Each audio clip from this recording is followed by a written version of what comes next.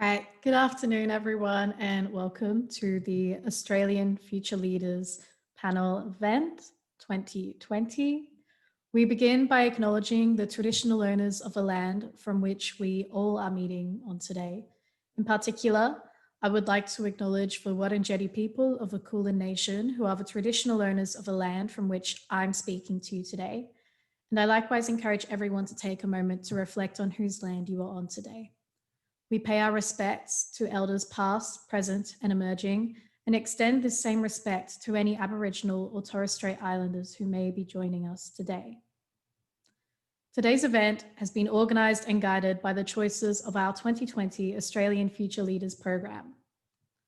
The purpose of this event is to shine a light not only on the issues that are most impacting the mental health of young people today, but also on the issues as they are seen and observed by these young leaders themselves, and allowing them direct communication between these future leaders and those currently leading in the field, so we can improve youth mental health by listening to the first-hand experiences and innovative ideas from young people themselves. To begin the event, however, I would like to invite Emeritus Professor Bruce Tong, patron to the Mental Health Foundation of Australia, to deliver his own welcome to the event.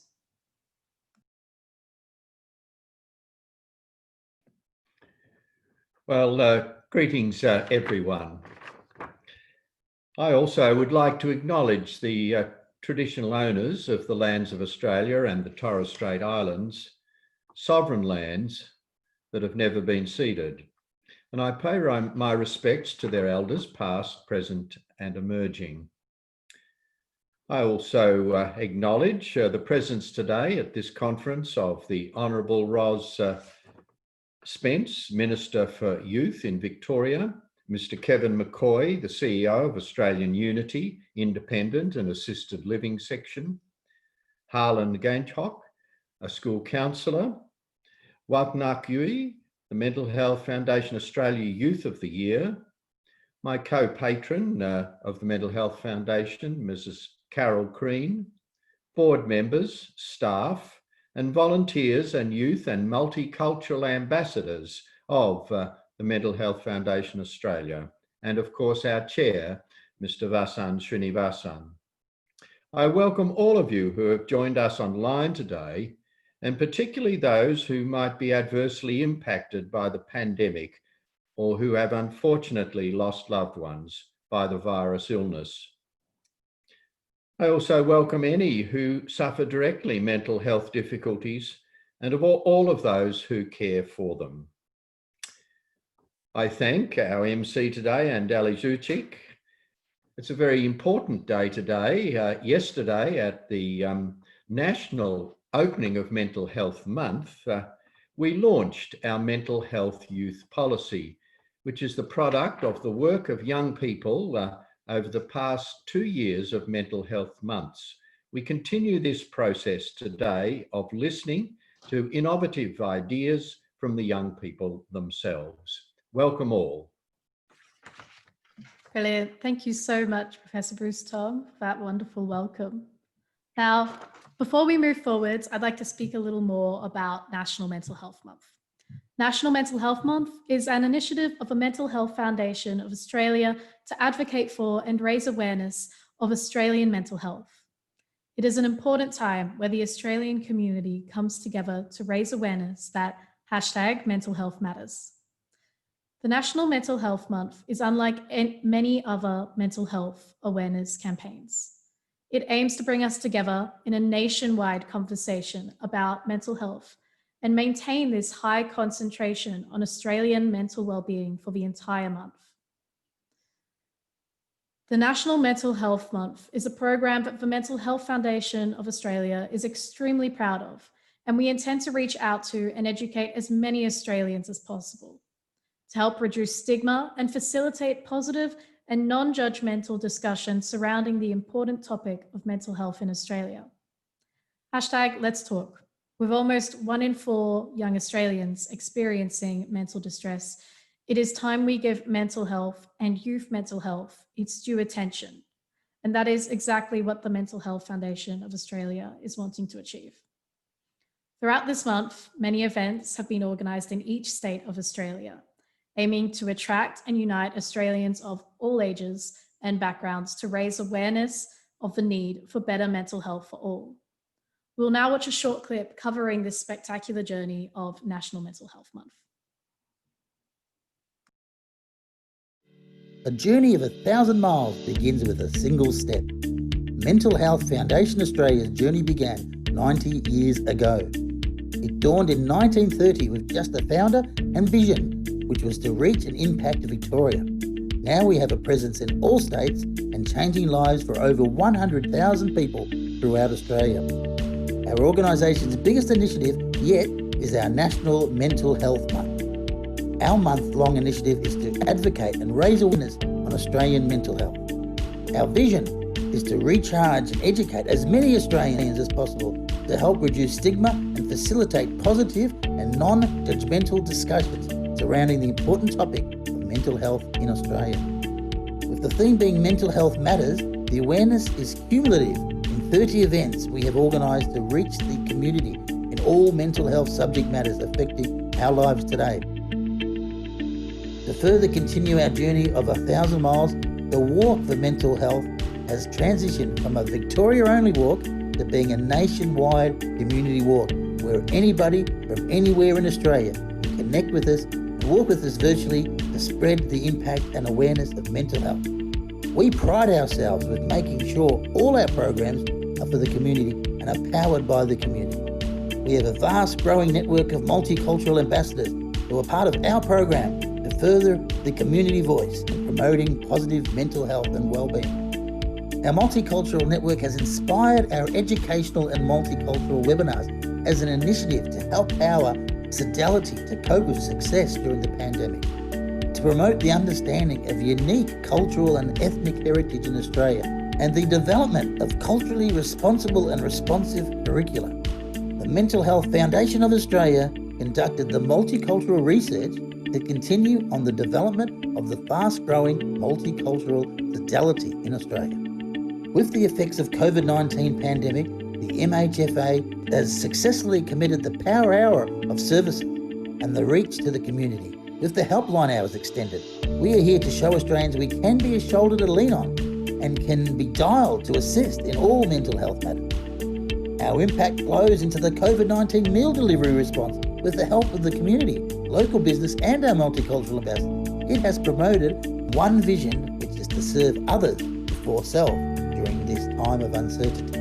With over 45,000 meals delivered, we continue to work with the Department of Health, the Human Services, the Salvation Army and the Australian Multicultural Foundation to continue the success.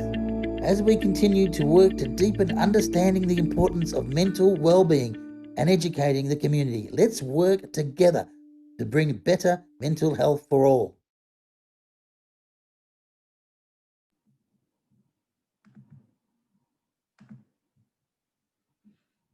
Brilliant. Okay, welcome back everyone. And we will now move on to hearing from a pre-recorded video from the Honourable Ross Spence, Minister for Youth. Ross Spence is an Australian politician and she has been a Labor Party member of the Victorian Legislative Assembly since November 2014. Representing the electorate of York, Spence has served as the Minister for Multicultural Affairs, Community Sport, and of course, Minister for Youth in the Andrews Ministry since March 2020. We will now move across to her pre-recorded video. Hello everyone. I wish to begin by acknowledging the traditional owners of all the lands on which we meet today across the state and pay my respects to elders past, present and emerging. I would also like to acknowledge any young Aboriginal leaders and other Aboriginal people who are joining us today. I'm delighted to be speaking to you all during National Mental Health Month, and I congratulate the Mental Health Foundation Australia for initiating this important campaign. Thank you for inviting me to be a part of today's forum, and I'm sorry I can't be there in person. Never has the issue of youth mental health been more at the forefront of our minds as a community and as a government. Young people continue to show enormous resilience and strength in the face of unprecedented challenges. Across Victoria, young people are doing the right thing and staying home to keep themselves, their friends and their families safe from coronavirus. Because of this, we know that many young people are feeling lonely, anxious and disconnected from their friends and social networks. In light of this, young people continue to show leadership and determination in solving complex social problems like mental health. Listening to young people with lived experience of mental ill health, no matter what form it takes, is crucial. I've heard many courageous stories from young people who have asked for help but been let down by the system. Young people have extremely valuable experiences and can contribute innovative ideas around what we should do to tackle this important issue. That's why in May I hosted a virtual roundtable to hear directly from a diverse group of young people about what matters to them when it comes to mental health. Young people told me that they want affordable, culturally safe and inclusive services.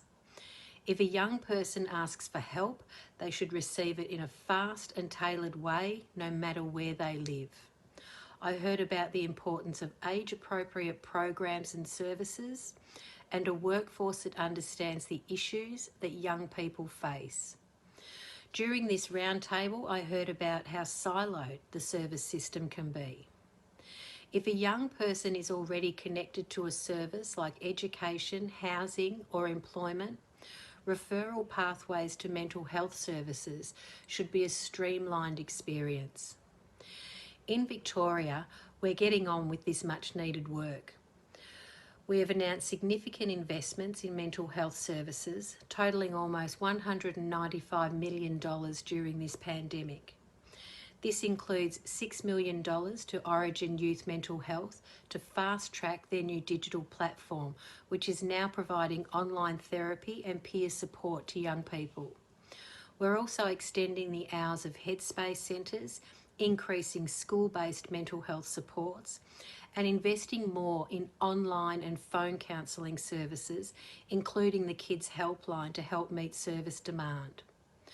We're getting on with implementing the recommendations of the Royal Commission, which will provide us with a roadmap for system reform. Finally, I want to tell you about the work underway to develop a new statewide youth strategy. Last week, I launched a public consultation to gather feedback and ideas from young people, organisations and the broader community. It will build on what we've already heard matters most to young people, and this includes mental health. I strongly encourage each of you to have your say. You can make a written submission, complete a short online survey, or register to participate in an online youth and community forum. To find out more, visit the Engage Victoria website. I look forward to hearing your ideas. Thank you for your contributions and commitment to strengthening the mental health of young Victorians. I want to once again thank the Mental Health Foundation Australia for your work in promoting the mental health of all Australians. And I encourage everyone to consider attending the other events running throughout National Mental Health Month. Take care and stay safe.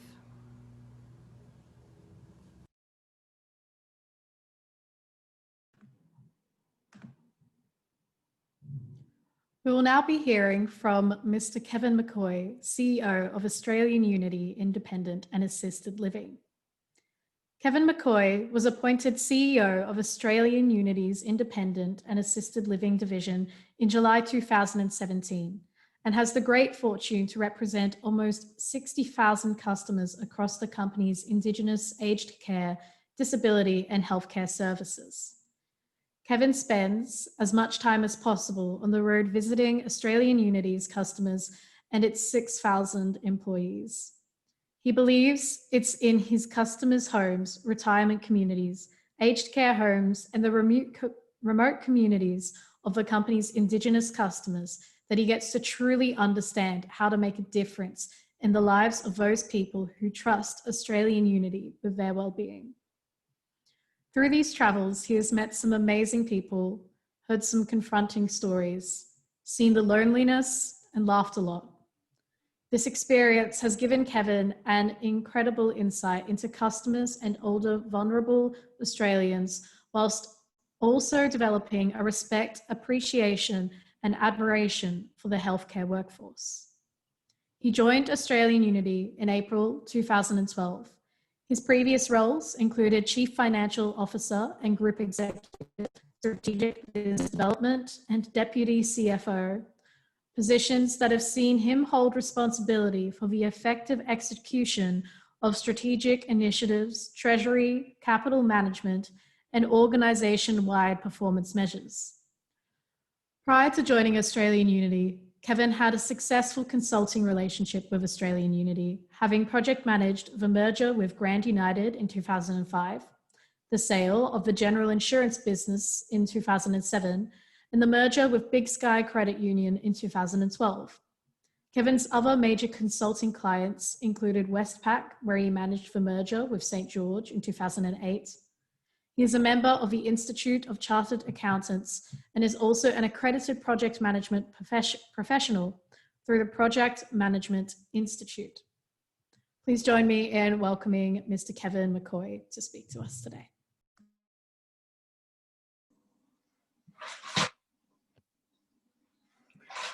Hello, it's delightful to be with you this morning, or this afternoon, I should say.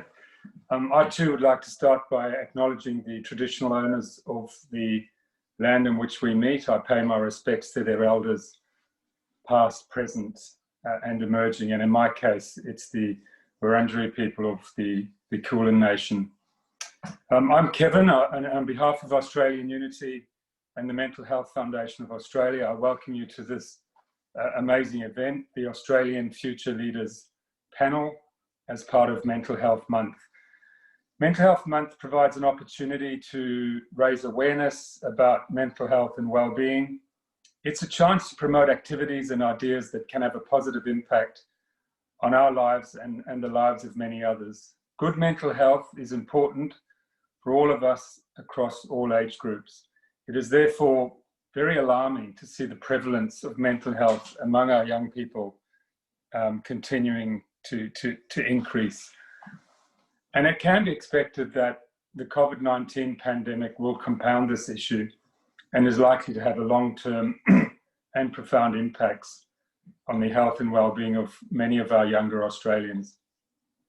I'm really privileged to be with you today to represent two like-minded organisations steeped in a long history of working to improve the well-being of the Australian community. As a member-owned company established 180 years ago, Australian Unity delivers real well-being to its members, customers, and the broader community through our health, wealth, and care products and services. Our commitment to helping meet Australia's social infrastructure challenge, as well as our advocacy efforts. Similarly, the Mental Health Foundation of Australia, established in 1930, has done so much to help build this country's mental health services, and today has a primary emphasis on promoting good mental health and the means to maintain it. I commend the Foundation for pressing on with events like this, despite the many challenges. In a world with so many cancellations, it's really refreshing to see the Foundation just press on. I'm particularly proud to be here today. Leadership and mental health are very high priorities for me every day. In my role as CEO, I'm committed to ensuring that our people maintain good mental health and well-being. At Australian Unity, we believe real well-being is more than just your physical health. It's your standard of living, feeling safe in your home. It's your personal relationships and being connected to your community. It's about what you want to achieve in life while having the security to get out and do what makes you happy. Put simply, real well-being is your overall quality of life and how satisfied you are with your life as a whole. So it's great to be today to take part in an event that fosters resilience and mental health among young Australians. As you know, Are You OK Day was a few weeks ago, and I thought, who will I give a call to? And I decided to ring the son of a customer who's probably complained the most to me in my three and a half years or so as CEO. And through that journey with him, I found him to be quite mentally fragile. So I thought I'd reach out to him on Are You OK Day, and it turned out to be an amazing phone call actually, because a lot of his stress and challenges relate to his mum, who has high-end dementia. So the stress of getting her to respite, going to work, having care workers turn up late or not turn up at all, really contributed to challenging times for him. So, I rang him, and he was in such a good space, because in all the doom and gloom around COVID-19, here's one person that it's a gem, because he's working from home now. So his mum's right there, and all those stresses associated with trying to balance her care needs and work and the like had gone away. And now he even walks her in her wheelchair up to respite a couple of times a week. So just an amazing story that I was not expecting, but a positive in these times. Similarly, we've had a couple of facilities in lockdown with minor outbreaks, and we divvied up the residents, and myself and my staff team were calling the residents a couple of days just to chat to them, see how they're going, understand the problems they're having with being in lockdown. And I've made quite a personal connection with one of them who, now rings me from time to time. And it's a very small thing, but, I'm told he really looks forward to my phone calls, which, are pretty easy to make, and I'm delighted to do. But just a good example of a simple thing, but a great connection point that really hits the mark with individuals. Advances in digital technology and the communication channels it opens up has made everything, including our interactions with others, so much more accessible and immediate. However, despite the advances, we see much discussion around the impact of social media on our well-being, particularly the well-being of younger people. Our own research from the annual Australian Unity Wellbeing Index has found that young people feel the least socially connected of all Australians and the least satisfied with the level of support they receive from their personal relationships.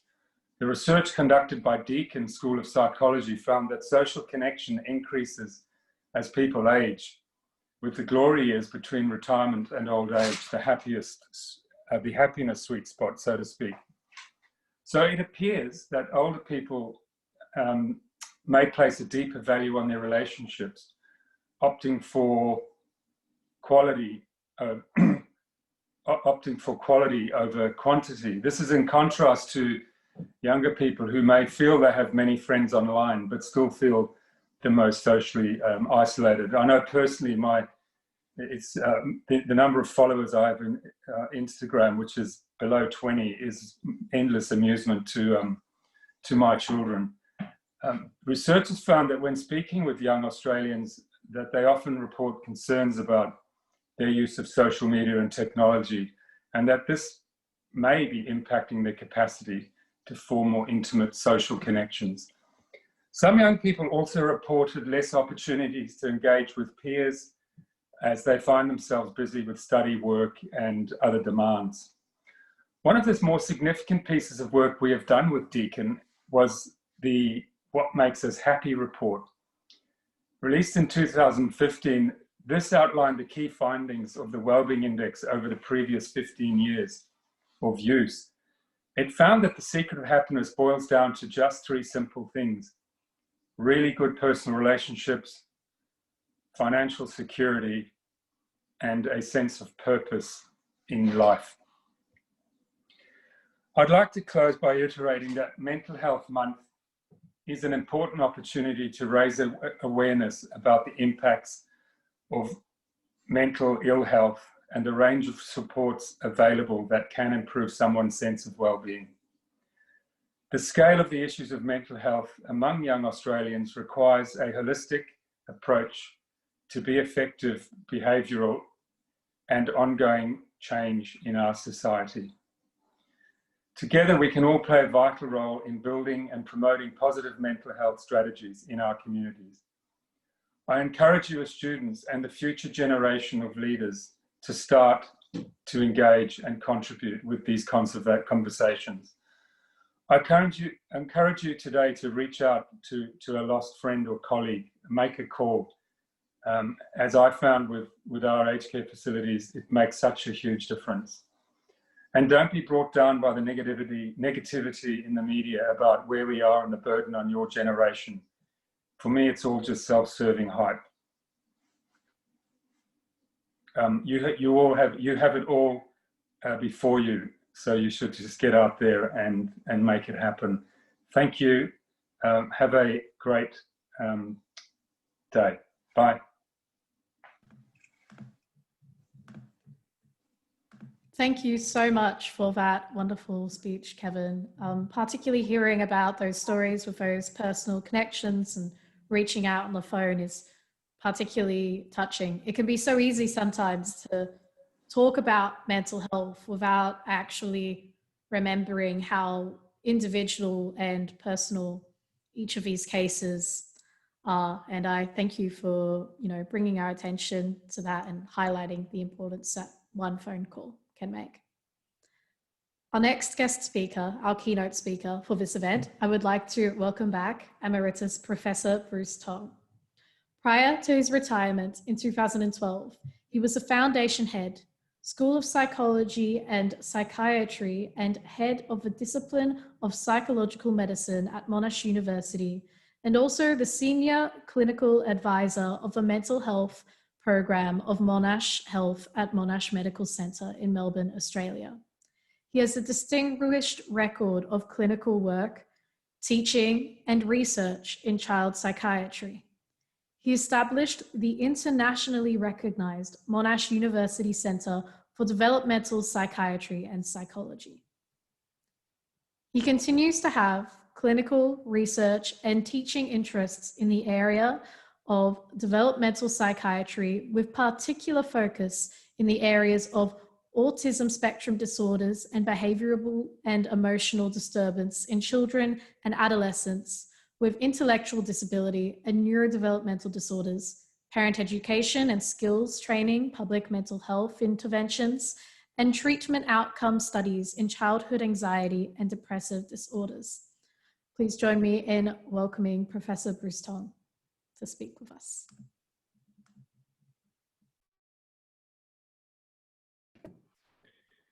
Well, greetings, everyone.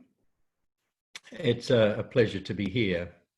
And again, I acknowledge the traditional owners of this land and any Indigenous people with us today for this wonderful youth conference.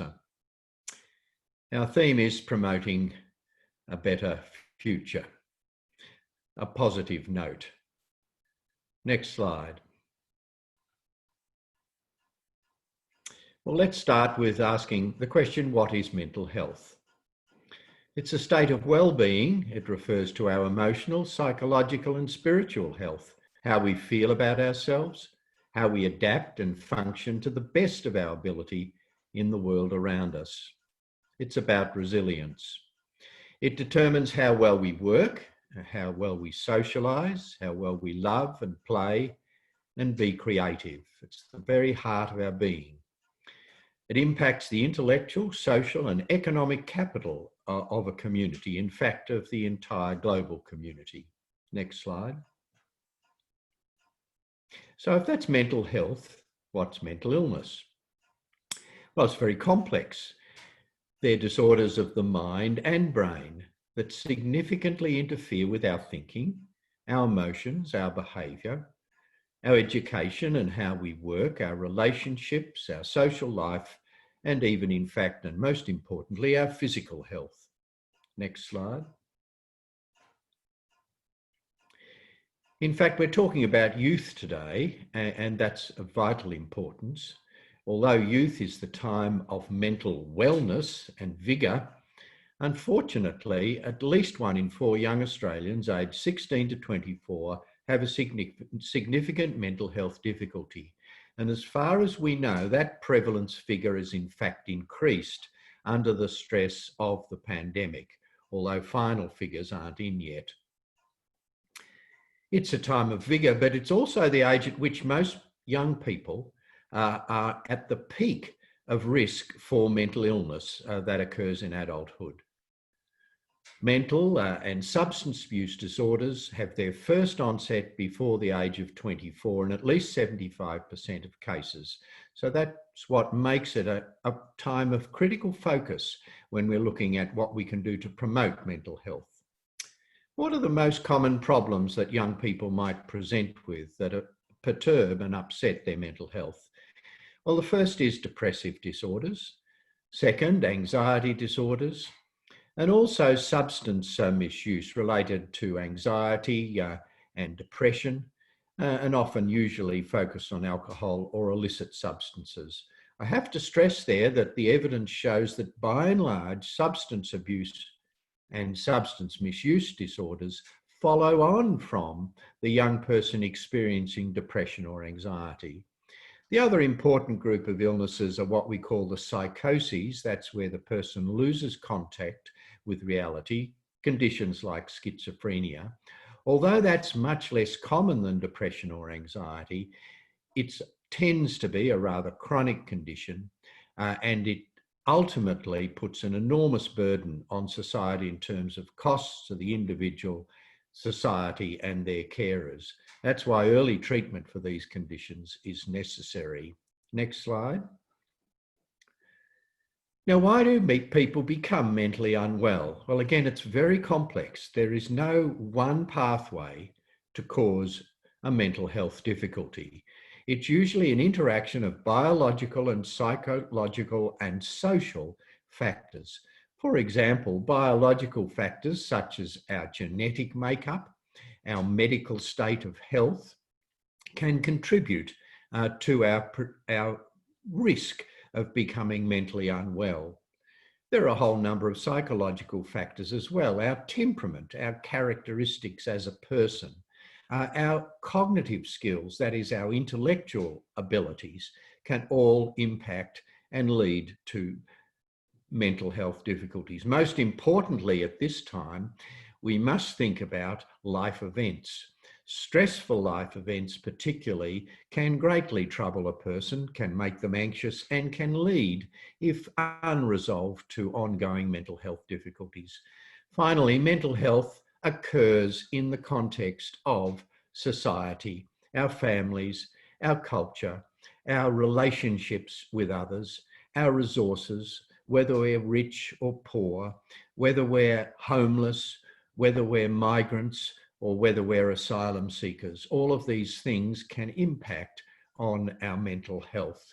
And so therefore, for all of those social stresses, social support and provision are vital.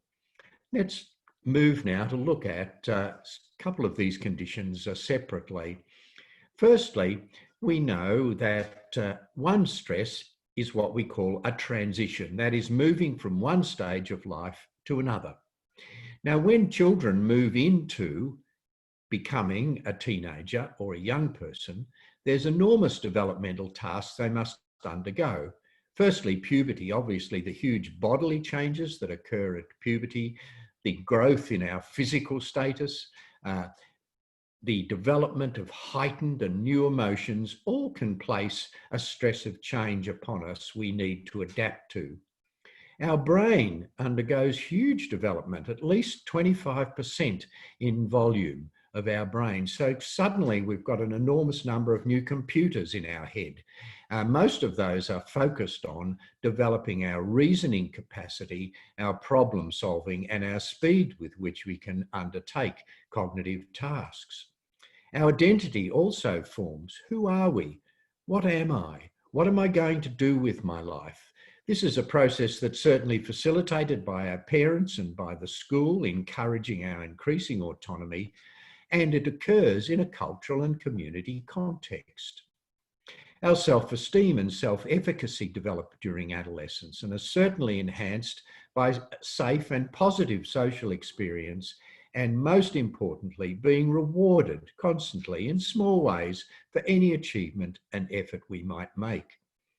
It's a time of absolutely exploding social relationships, and our sexuality emerges during that time, and our gender expression and sexual orientation.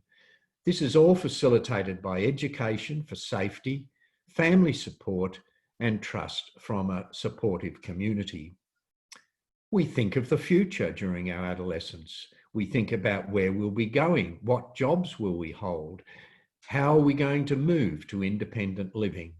So in other words, the developmental tasks for young people set a number of fabulous challenges, all of which can be very positive, but can also affect our mental health.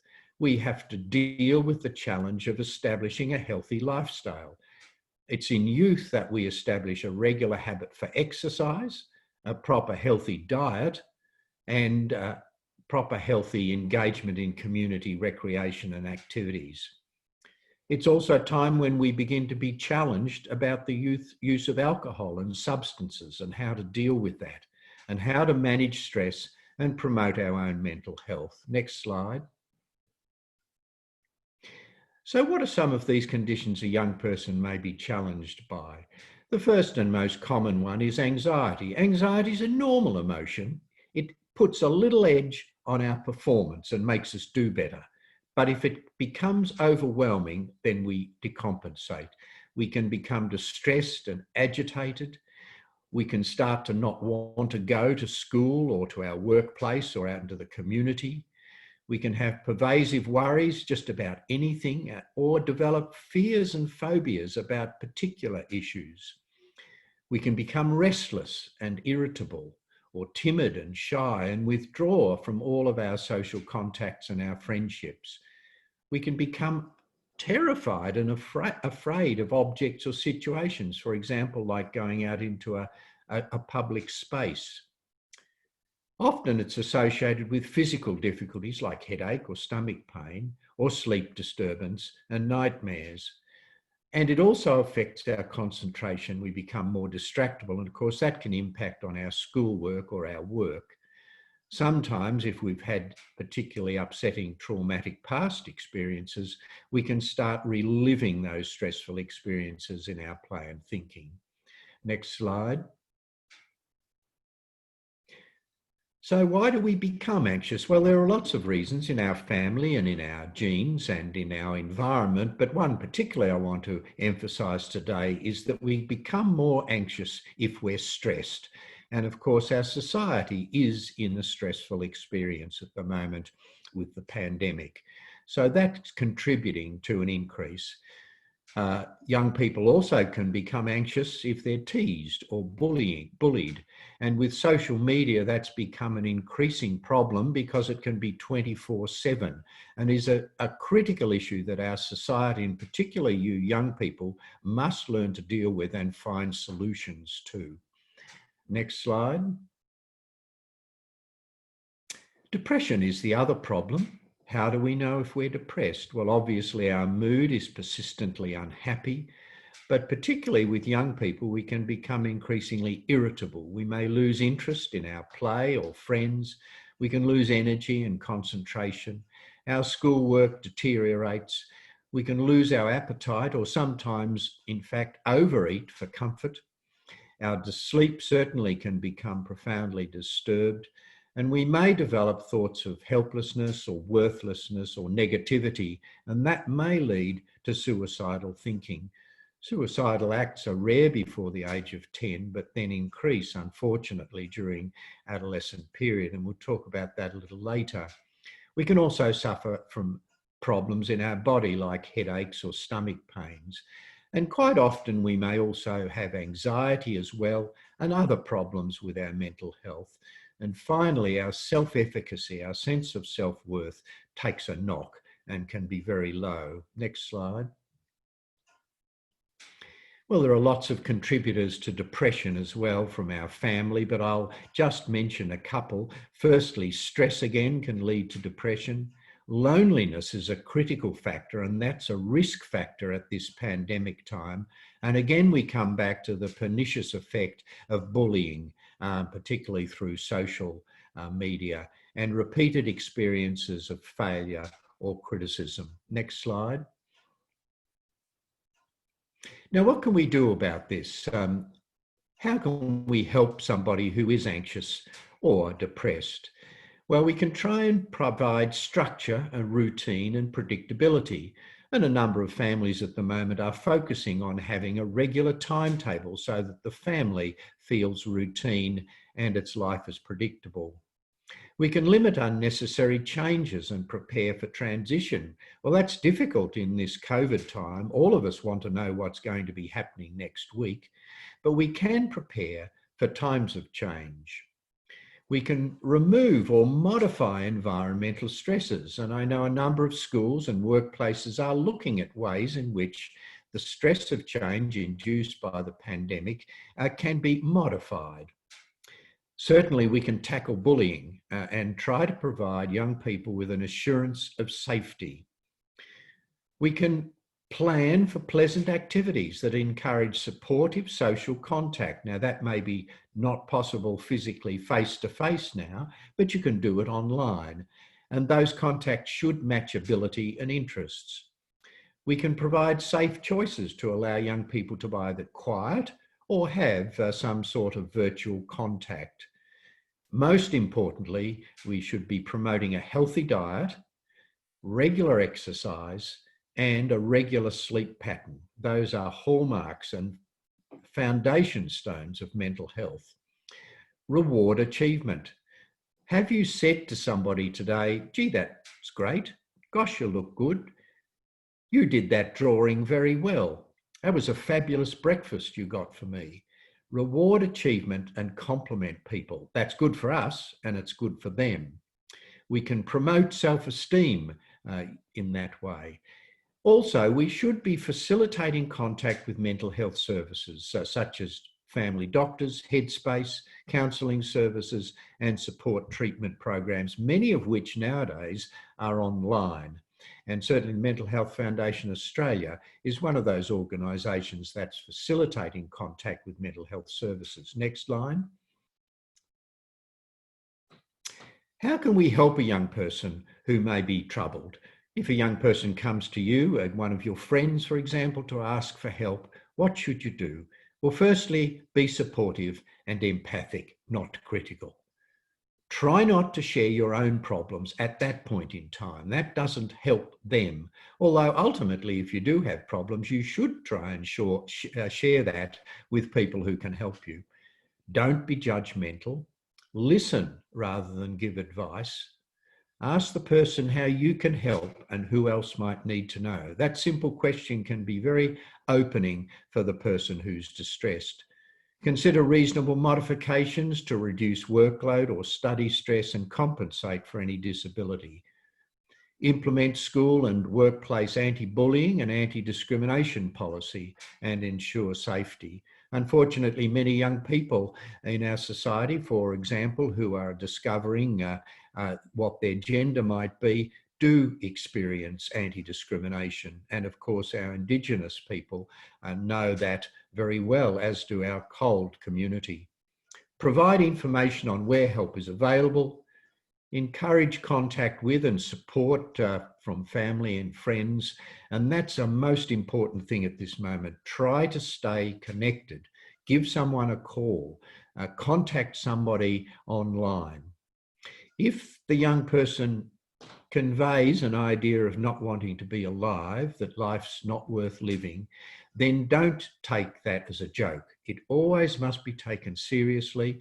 Facilitate contact with a student health service, with a local doctor or crisis service, and certainly follow any guidelines that you may have in your school or workplace. But overall, remember, if somebody approaches you with a mental health difficulty and you're not a professional, you're not the therapist. but I emphasise that you can be the best of supports. Next slide. So there we are. We can promote a better future. Now is the time for vigorous attention to our mental health, and taking a positive view of the future is the best way forward. Thank you.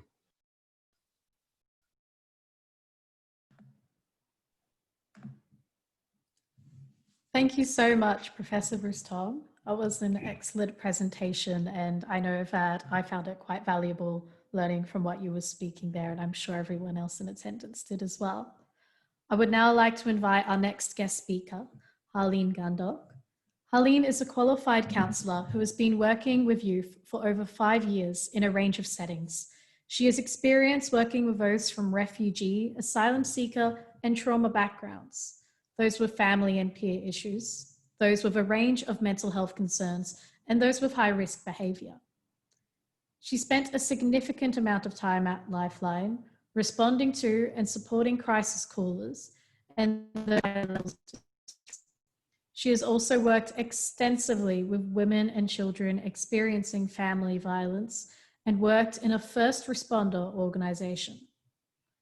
Her current role is working with young people from ages 12 to 18 in an education setting, where a high number of students are newly arrived to Australia with high and complex needs. Please join me in welcoming Harleen to speak. Thank you so much, Andeli, and thank you so much to Professor Bruce-Tom for his address. It was quite informative, and I think a lot of us took a lot from that message. As Andeli pointed out, my name is Harleen, and I've been working as a youth counsellor for over 6 years now. I've worked in family violence settings and in education settings, and today I'm going to talk to you quickly a little bit about some of the things that the young people I've been working with have found helpful, and some of the strategies that you might be able to take on during this time where it's particularly difficult, I guess, to be able to do our normal things that we quite enjoy doing. And hopefully there is something that you can take from this. And I'm also happy to answer some questions at the end of this. Next slide, thank you. So today I'm going to talk to you a little bit about creating a toolkit. So I like to call it a toolkit because it's different for everyone. Every young person I work with doesn't have the same toolkit. Sometimes there's things in there that you don't need anymore and you can take them out and you can replace them with new things. And toolkits are forever changing, and there's different tools for different things. So you might have something that works one day and it might not work the next, but you've got something else in there that might be helpful to you. So some of the important things that can be part of your toolkit can be support people. So these can be your friends, your people you work with, family. It can be anybody that you find comfort in and that you find comfort in talking about what's going on for you. It can be your friends, your family. It can be anyone in a community agency or service that you might already be part of or connected to, or that you might choose to connect to later on. It can be activities that you like to do, anything with yourself, with other people, with friends, with family, anything that makes you feel good, really. Your toolkit can have a bit of a self-care plan. So these are things that you might specifically create as things to do when things aren't going so well for you, and strategies that work for you. So always keep in mind that what works for you might not work for someone else, and what works for someone else may not work for you. Just got a question if we can have the PowerPoint slides. Yeah, I'm fine for that, for my presentation to be shared at the end of it. Next slide, please. So Professor Bruce-Tom touched on this, but I've just got a quick reminder here of what is mental health. So according to the World Mental Health Organization, mental health is a state of your well-being in which every individual realizes his or her own potential, can cope with the normal stress of life, can work productively, fruitfully, and able to make a contribution to his or her community. Next slide, please. So some of the things the young people that I work with have found particularly helpful during this very difficult year has been working and maintaining their sense of routine. Sometimes it's been quite difficult, and I won't say that it's easy to maintain a routine, particularly when things that might be part of our routine we aren't able to do anymore, but that's okay, we create something new. Some of the things important to have in your daily routine is ensuring that you're having enough meals throughout the day and ensuring that they are nutritious and healthy meals. For a lot of the young people I work with, I've been encouraging them to prepare their meals the night before so that during their remote learning breaks or breaks from work or something, that they have something ready for them. Your appearance, so getting dressed up, getting ready for the day as you would on what I guess we would say is a normal day. So getting up, getting dressed, out of your pajamas, and if you are doing some remote learning or work, that you are getting ready as if you'd be going to work. Having a good routine in terms of waking up, going to bed, at times that would be normal in a routine day.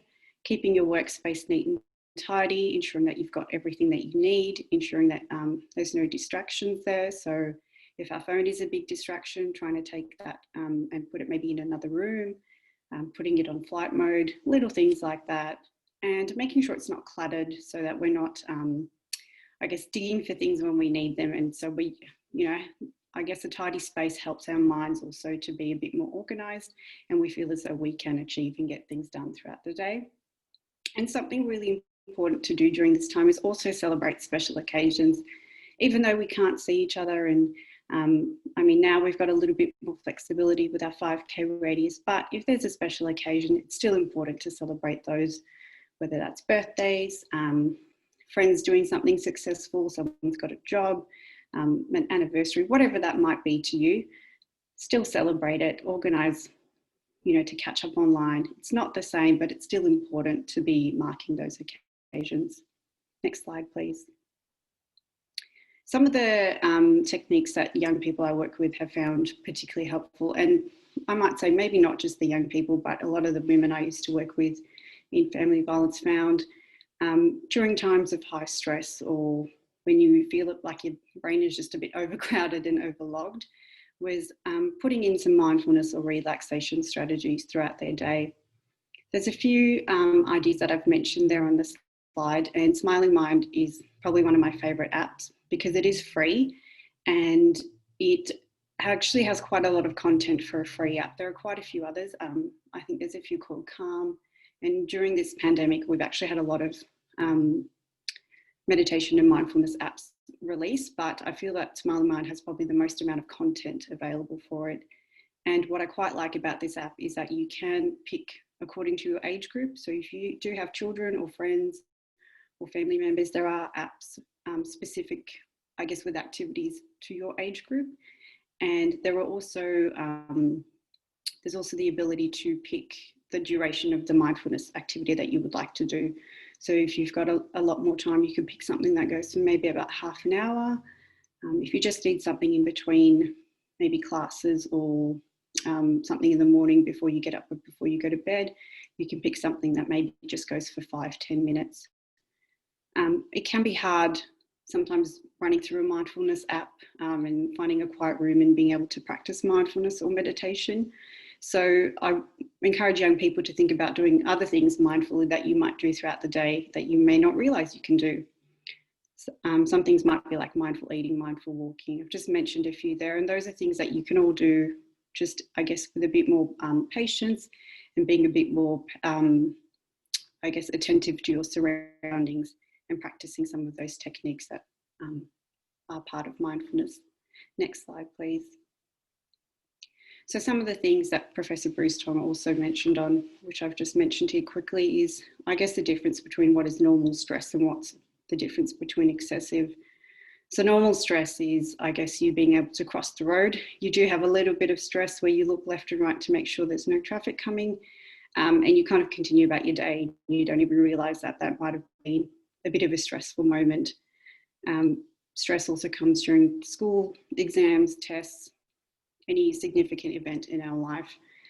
But I guess the difference is when the stress is a lot more than it normally is, or it's starting to come in our day into areas where we might not normally feel stress. Some of the differences might also be, as Professor Bruce Tong mentioned, you're eating more or less than normal, sleeping a bit more or less than normal, and you're not enjoying the things that you might normally enjoy as well. And that's those things that we need to take note of that might be indications that what is our normal has changed a little bit, and we might need a little bit of extra support to try and come back to what is our version of our normal selves. Next slide, please. So some things that you can do in not just during, I guess, the pandemic, but just in general, is reach out to your general practitioner. If you don't have one in your 5K, we do now, well, a lot of them offer telehealth services, which is quite helpful. So there's hopefully someone that you can reach out to. There's a lot of youth services around, such as Kids Helpline, Headspace centres. If you are still at school, hopefully your wellbeing staff at your school or your teachers. You might live in a local area that does have a youth support service, which you can reach out to. I know that they're still open and they are able to offer face-to-face appointments where required, as they are part of a health, I guess, a health offering. So that's quite good. And there's lots of different websites which you can have a look at. And there's also the free online support groups that the Mental Health Foundation delivers, which is quite easy. You can attend them from the comfort of your home and connect with some other young people that might be in a similar situation to yours. Next slide, please. So some of the things that you can try and remember during this time is to remind yourself that this is only a temporary situation. I know it feels like we've gone on in lockdown for almost a whole year, but it is something that will come back to what it's supposed to be like, I guess. It might look a little bit different, but there is an end. Talking out to loved ones and sharing your concerns with your friends and family, using social media if that's something you're comfortable with, trying to do activities that you still enjoy and things that bring you happiness, and whatever those things might be. Trying to maintain a good sense of routine. And I think something that we found quite effective with a lot of the young people I work with is trying to detox from social media and news. So if you're seeing a lot of negative news, a lot of negative posts, Instagram or Facebook or TikTok is just flooded with a lot of things about the pandemic and things that are really making you feel quite distressed. Try and realize that, I guess, notice that, and make a conscious effort to try and not, I guess, be on social media as much, or just take a break from that when you feel like it's getting too much. And of course, trying to find opportunities where you can share some positive stories and situations with others. So a lot of the teenagers I work with really enjoyed making each other sort of like positive postcards, little happy quote posts, and sending them to their friends in the mail or just online as well. And that's brought, a lot of joy to people. So something that you might think is quite small might have a really big impact on someone else.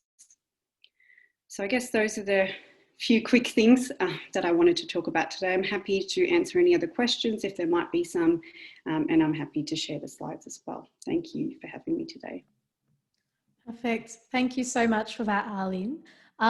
If people could just type any questions they do have, Harleen, or for Professor Bruce Tong, or any of the Australian future leaders who you're about to hear from in the Q&A section, that would be great. We're running a little bit tight for time, so we're just going to take a 2-minute break so people can get up and stretch and grab a glass of water if they need to. And then we will come back and start the panel section officially led by our Australian future leaders.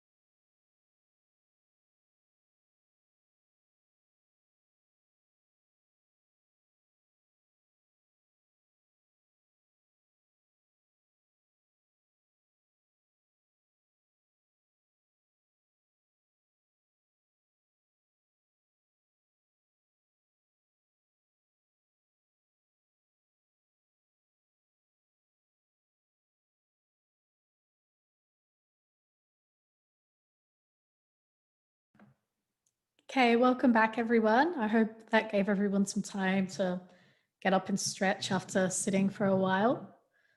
We will now be moving on to our panel discussion section with the Australian future leaders themselves, along with our guest panelists for the day. We will be having some of our Australian future leaders themselves coming to introduce this section. So I'll welcome them up. But first, I would just like to acknowledge that Withnak V, who was the Australian, the Mental Health Foundation Australia's Youth of the Year, is not able to join us today, unfortunately, and he sends his apologies. And with that, I will hand over to Emily Coquelin and Ramesa. Hi everyone, I'm Emily. I'm Ramesa. And I'm Coquelin. Welcome to the Australian Future Leader session. The Mental Health Foundation Australia is seeking to extend its reach amongst young Australians, as well as increasing awareness on the issue surrounding youth mental health and the Foundation's work in this particular area. The role of a future leader is to provide an opportunity for the youth to identify and discuss key issues affecting young people in mental health. It is really important that the voices of younger people are heard so that we can provide an insight into the struggles that young Australians are facing in our modern society. Over the past few months, our team has been tirelessly working towards enhancing youth voice in mental health. We have been having weekly sessions to brainstorm ideas of some of the biggest issues that we believe are affecting young Australians in our modern society. The topics that we have chosen are COVID-19, being spoken by Samantha, Taruki, Sahani, and Sasha. Next is technology, which will be spoken by Matilda and Amol. Finally, anxiety, which will be presented by Monique, Tav, and Anna. Along with that, we'll be joined in the panel discussion once again by Emeritus Professor Bruce Tong and Harlan Gandock. Now I'm going to hand over to Sahani, who will talk to you about COVID-19 and its impact on young mental health. Firstly, I would like to pay my respects to elders past, present, and emerging, and acknowledge the sacred land we all stand on. Now, the COVID-19 pandemic has caused some drastic and sudden changes to all our lives and has really brought light to a range of things we took for granted, such as the power of technology, the importance of schooling and socializing, the need for medical services, and so much more. It even consciously reminded us of how important basic necessities like food and sanities are, and how fortunate we are to have it all available. Even with these great realizations, though, the pandemic still turned around a good number of things, like switching schooling and work online, making us cancel our holiday plans last minute, separating us from our friends. Overall, I think it's safe to say that it's all been pretty stressful and has been happening very fast.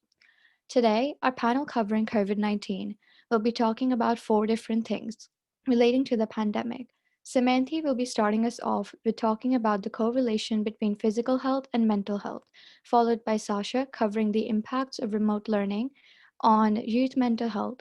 Me, Sahani, talking about the side effects of overnews consumption, which applies to our lives even after the pandemic is over. And finally, Taruki providing us with some solutions to use to deal with the whole situation, and also basically talking about what got her through. The floor will be open for discussion after every part is spoken, so feel free to ask any questions or throw in any thoughts. Well, with all that said, Samantha, you now have the floor.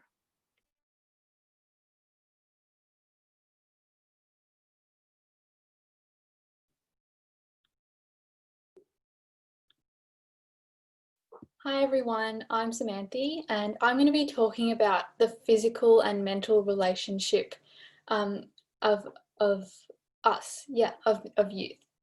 So the focus towards physical health over mental health during this coronavirus pandemic is becoming somewhat biased throughout society, especially among youth, or at least that's the stigma that I'm receiving.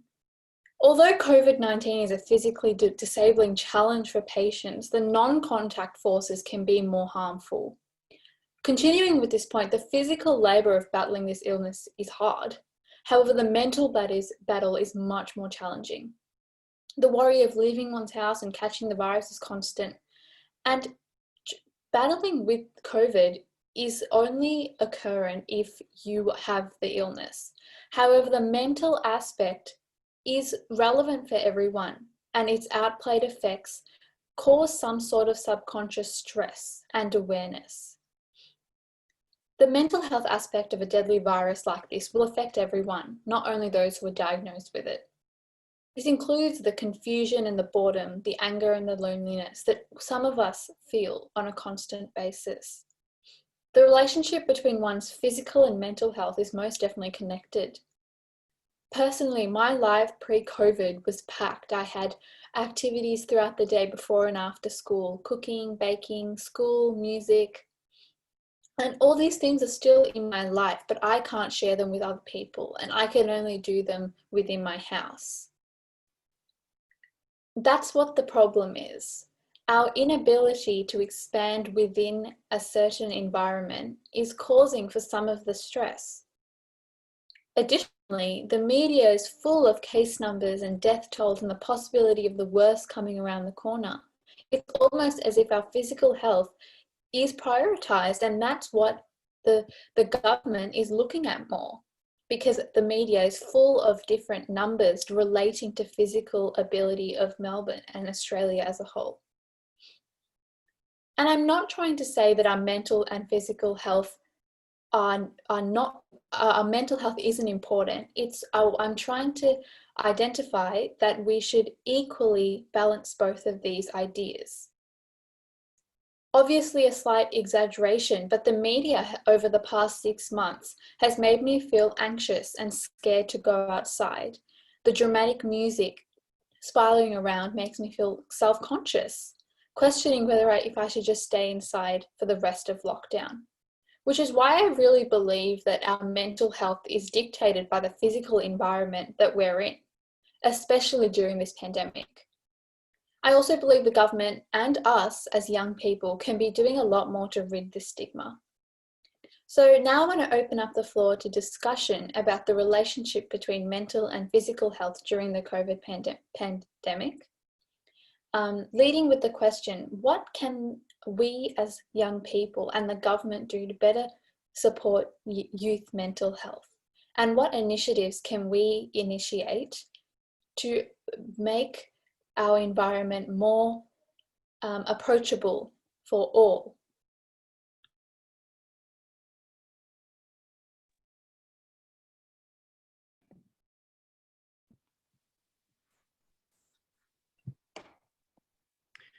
Well, I might head off with a comment about that. Thank you to this team for raising the important stress that COVID's brought. And I think you've all mentioned too how not only does it bring challenges, but it might bring some opportunities. For example, with better use of technology and all the wonderful opportunities that provides. And that does provide some answers, doesn't it, to counteract loneliness. Fortunately, we've got ways in which we can stay in touch with our friends online, and that's a boon. I think you're also, as a team, contributing to how to contact this separation and lack of focus on mental health issues, and that's by raising the community's mental health literacy. By that, I mean talking about it, making it something that we shouldn't be ashamed of, but bringing it up into focus. So I think you're doing a lot to actually address part of this divide. Harlan, you might have some comments too. Yes, thank you, Samantha, so much for your address. It was very insightful. I do think it's also very important that it can be difficult in a time like this sometimes to think about I guess all the negatives of what this pandemic has done, but we have seen a lot of positive impact in what has come from this. We've seen through technology, a lot of people feel a lot more connected to other young people. Through that, you know, a lot of the young people I work with have been able to come up with their own sort of little groups. They meet after school online, and they're able to still do some of the activities that they would do. So you mentioned you like baking and cooking and things like that. So some young people have come up just, you know, after school they meet at 4 o'clock online, and they come up with a recipe and they share that together.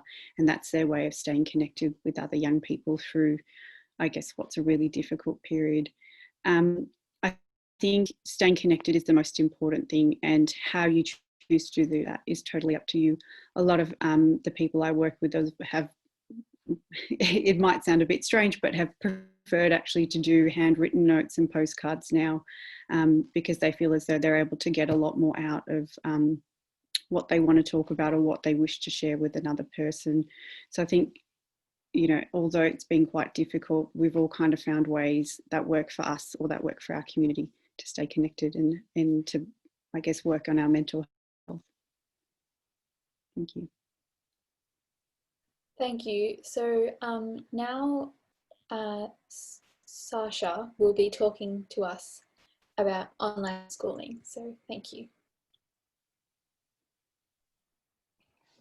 Hi, I'm Sasha. So mental health is obviously something that is being heavily affected by online schooling because of the limits it's placed, as we're all used to waking up every day and going to school, meeting our friends, making new friends, and having conversations in general. Speaking from personal experience, online learning was very difficult for me, as I used to spend all my time in my room by myself. And not only this, but there was a lot more work assigned and more deadlines to meet. It causes a great deal of stress of getting things done on time and having to spend more time at a desk without that usual break you get in between by traveling between classrooms and to and from school only makes it worse. Not only this, but not being able to see your friends every day makes it harder to get through these times, as there aren't people around you like usual to help you get through the day, and it creates a lack of motivation in every youth's mind. Usually at school you see your friends and study too, but during online schooling, students need to take more time out of their day to keep in contact with their friends. To anybody who's finding it difficult, there are some ways to keep up with school, time, and friends.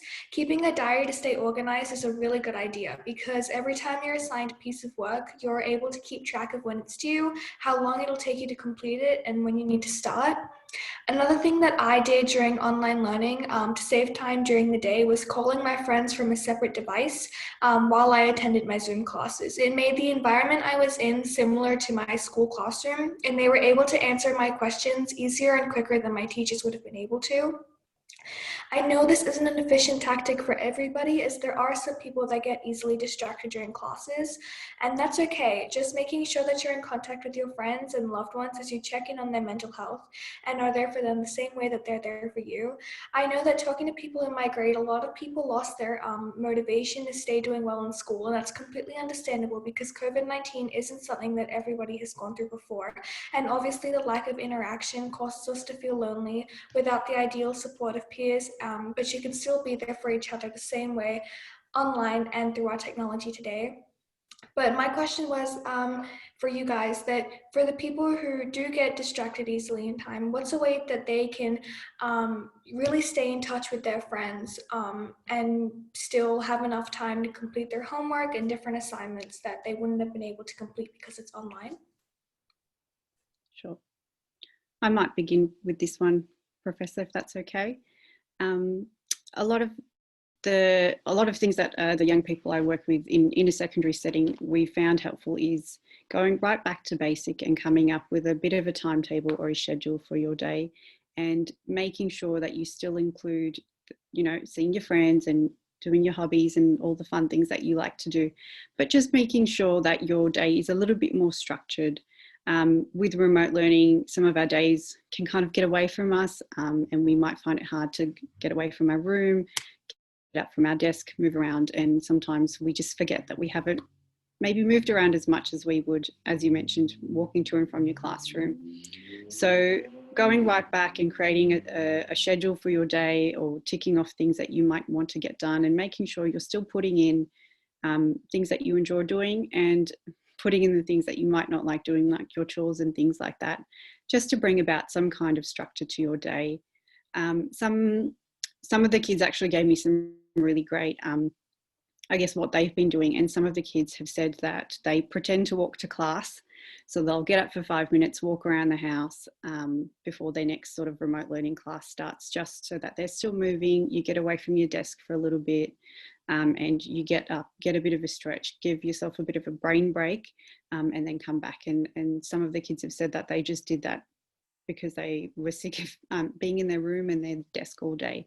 So it can be little things like that, and it can just be little things like calling your friends, like you mentioned. But most of the young people have, I guess, found it most effective when they've got a schedule or a to-do list or something where they can tick off what they need to get done and making sure that they're getting their exercise in and their fun time with their friends and siblings as well. Yes, look, I'd agree. The most important thing is to have a plan. Don't just let it float along.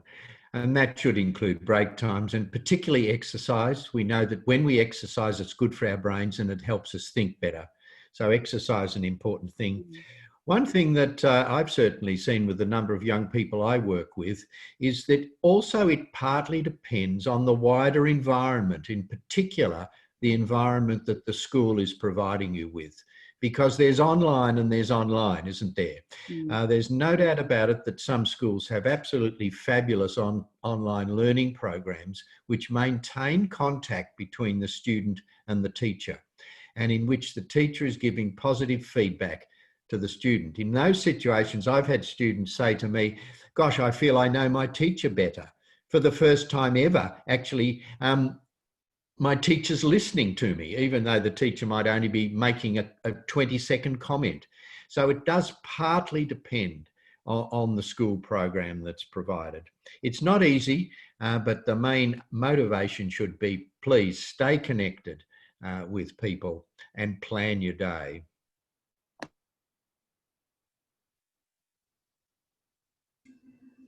Yeah, I totally agree. So now I'm going to pass over the mic to Sahani, who's going to talk about the news consumption and its impact on youth's mental health. Thank you. I'll now be talking about the effects of overnews consumption on not just the youth, but on all in general. News consumption or media as a whole is not a very frequently talked about topic, so I felt worthwhile for this to be a part of the panel discussion. Now, within the midst of this crisis, I'm sure we all at some point or other found ourselves mindlessly checking every single news outlet to exist and scrolling through tens of news articles. Now, it's great to be informed and have a sense of what's going on around you, but an increased amount of news consumption can have some severe consequences on both your mind and body. Studies suggest watching too much news contributes to increased anxiety levels. This anxiety can easily creep into other areas of life and make it difficult for one to concentrate, complete daily tasks, or even relax as much as needed. Over the long term, this anxiety can affect mood, which could lead to even extremely serious issues such as feelings of depression. As specialists say, consuming too much news, whether actively or passively, can be very toxic, and what you hear has an impact on your mood. Most of the times, the media also tends to take a negative approach towards situations, and their way of delivering the news can sometimes be perceived as threatening. And well, that's just not comforting. An example of this is during the pandemic, even though the media's moral intention was to pass on information that will keep us and others around us safe, the way they delivered it sometimes, depending on the news outlet, was not exactly moral or ethical. And from my perspective, I don't think they kept in mind that this amount of negative information could be extremely sensitive for some people. Specialists also say it can be damaging to constantly be reading the news because constant exposure to negative information can impact our brain. And imagine what this would do to you if you consume too much of it, with 99% being negative. The mood swings, the increased sadness, the bubbling anxiety, it's just not healthy. Did you know consuming the news activates the sympathetic nervous system, which causes your body to release stress hormones like cortisol and adrenaline? Then, when a crisis is happening and we're experiencing the stress response more frequently, researchers say physical symptoms may even start to arise, some of the most common ones being fatigue, anxiety, depression, and trouble sleeping. Well, now that we know about the effects of overnews consumption, how are some ways to manage it all? Firstly, start off by limiting the time you spend watching or reading the news. The recommended time is only around 10 to 15 minutes, so try not to go over. And keep in mind, even just having it playing in the background while you do your other tasks can take a toll on you emotionally. My second tip is all about reliable news outlets. Not everything you read online is factual information, and as sad it is, the media is very much biased, and even the best of news sources can be non-reliable. So it's best to do your research and ensure to select the most credible ones out there. For Australia, ABC News, Fox News, The Guardian are all known to be great. Lastly, try to limit your exposure to other stressors. For example, if a particular topic being frequently broadcasted on the news is becoming the only thing your friends or family are discussing, and you feel it becoming overwhelming for you, it's important to let them know. Considering going off social media or reducing your workload can be really effective as well, as even if it directly isn't related to the news, it can still sometimes be an added stress in your life. And in conclusion, keep in mind that these tips and just the whole topic in general can be relevant to your everyday lives and doesn't just apply to the times when we were all in lockdown. Well, that's my perspective of the topic, and I'm now opening the floor for discussion by asking the question, what's the way teenagers or the youth can stay informed with what's happening around them? Because as studies show, a large number of young people do not like to spend their time watching or reading the news. Thank you. Well, that was fabulous, Sahani. Thank you very much. In fact, everybody that's been presenting put so much thought into it. And I'd like to go back to where you started this, and that is we must hear the voice of youth. What you're raising is very compelling. And hopefully the Mental Health Foundation Australia can get some of your voices through to those that make the decisions.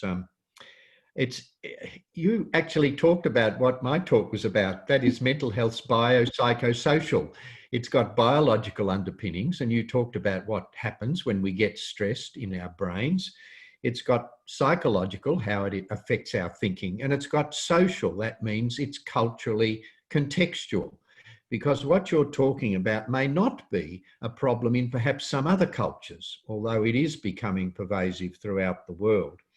You've also raised another very important issue, and that is how we can get into cycles of either distress going down and down or coming out of it. And you talked about the cycle between how when we get anxious, we start to engage in more and more compulsive behaviours, like, for example, looking at the news over and over, or like consulting our social media over and over, or unfortunately, like drinking alcohol over and over.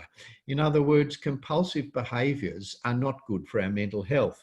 So what do we do about it? Well, it comes back to these simple things again, doesn't it? Plan your day, get your life in some sort of balance, and become more discriminating. And I loved your comment about limit the amount of news you watch. We need to know what's going on. But after all, what I hear on the ABC News, for example, at 7 o'clock in the morning is really not going to be any different than it will be at 10 o'clock later that morning. So get on with your day and use stress reduction techniques like mindfulness, like relaxation, like breathing, like exercise, like talk to your friends. So thank you very much for raising this really important issue and bringing it out here into the public so we can think about it and say to the news, enough's enough for us. We're going to be selective. Thank you. I would have to agree with everything Professor Bruce Tong has said. You do have to take note of when something you're watching can become quite distressing, and it can be very difficult to kind of go, actually, I'm not enjoying what I'm watching, and I'm not going to watch it or listen to it anymore. And sometimes we have to be quite harsh on ourselves, but we have to sometimes make that decision of, I'm just going to limit myself to the first 10 minutes of the news, and that's it. Get on with the rest of my day.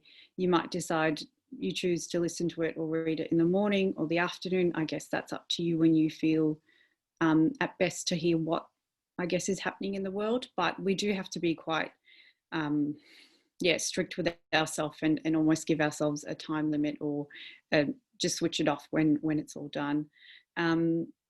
You might decide that maybe you just want to hear about it through other people. So maybe you just get someone in the home, mum or dad, to tell you a quick summary of things that might be important to you, and you might not choose to listen to the news at all. That's also up to you.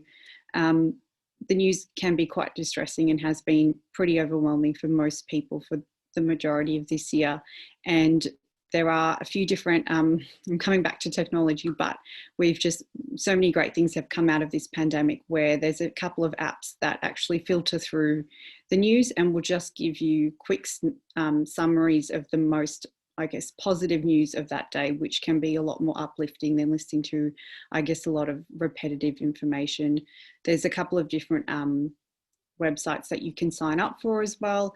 And again, it's all about positive news and about things that are actually happening around the world that are impacting people in a really great way. And you might just get the news delivered to your inbox, and it's all a lot more positive. And most of it is things that we don't hear about in our mainstream news, I guess, or we don't really get to know about. And that can have, I guess, a big impact. As we're hearing positive news, our minds are, taking that in a different perspective than if we're hearing a lot of distressing content as well. So there's a few things out there. But yes, we do need to plan our day and decide how much is enough for us. For your friend, they might be able to watch the news a bit longer than you, and that's okay. But decide what you're most comfortable with, and really, I guess, stick to that as best as you can. Yeah. Thank you for that. Also, another important thing that we need to be mindful of, and Harlan pointed about this, we need to have a toolkit, if you like, and that includes a safety plan. In other words, we don't have to know what the news is necessarily, but we need to know what we need to do if we feel distressed or if we need help.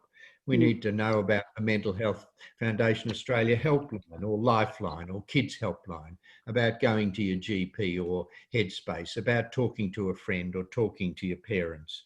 In other words, it's good to have our own plan, and that should include a plan for how to get help if we need it. Because the news isn't going to provide you with that. That'll just provide you with more worry. Yes, thank you. I think all the points you raised were valid.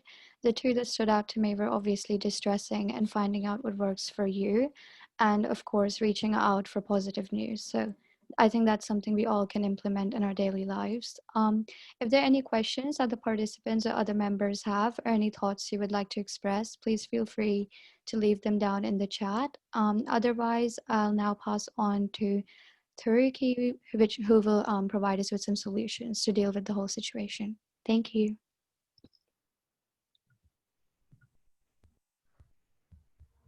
Hi. I feel like with quarantine and COVID-19's situation, many people find it a good or a bad thing. With my personal experiences, I actually found it quite difficult to take care of myself with the process of remote learning. But I slowly started to learn the importance of self-care and prioritizing my mental health, and I started doing this step by step. So I have a few tips that I've started doing to start taking care of myself. So can I please have the PowerPoint? So here I have listed a few things that I started doing. I feel like one of the most important ones that is not as common is meditation. I feel like a lot of people don't really understand the benefits of meditation. It not only improves your concentration, but it is scientifically proven to reduce symptoms of anxiety and both depression. It ensures better sleep and also allows your mind and your body to be relaxed and mindful. Another thing is exercise. It not only is good for your health, but it also is good for your brain as well. I'm going to also talk about a few apps I've been using during quarantine. So MoodPath is a mood tracker.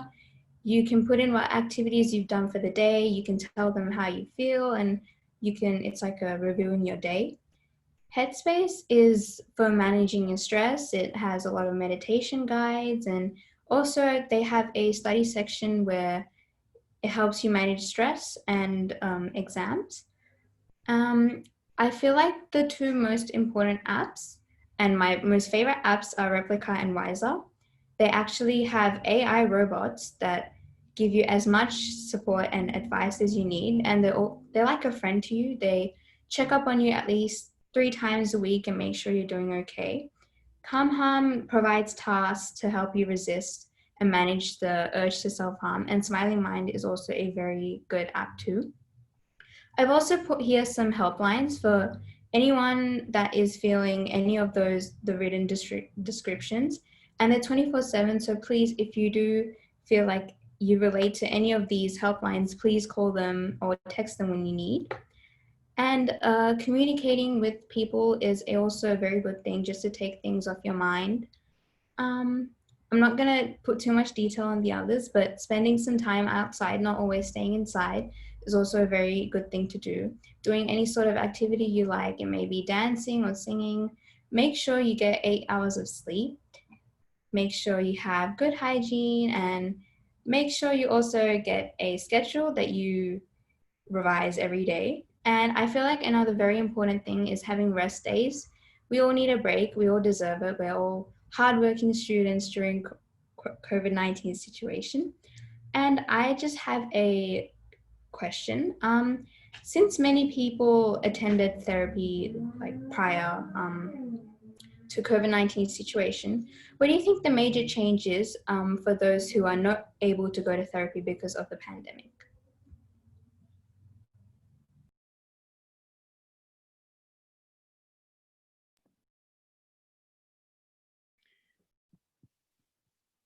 Well, can you hear me answering your question? Yeah, I can hear you. Good. It's Bruce Tong here. Well, in fact, that's where there's been another huge change. There's been huge changes in how therapy is being provided now. And a lot of that is still being provided very effectively online. A number of people who've been seeing a psychologist, perhaps for psychological work or counselling or therapy, are continuing to talk to the psychologist online. And we do know that that is effective as well.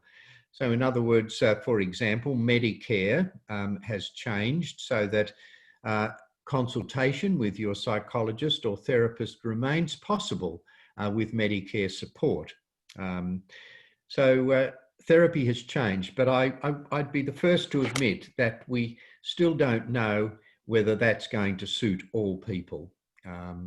However, it is available, and through, again, the Headspace and your GP, you can get to see a therapist, but that will be virtually and online.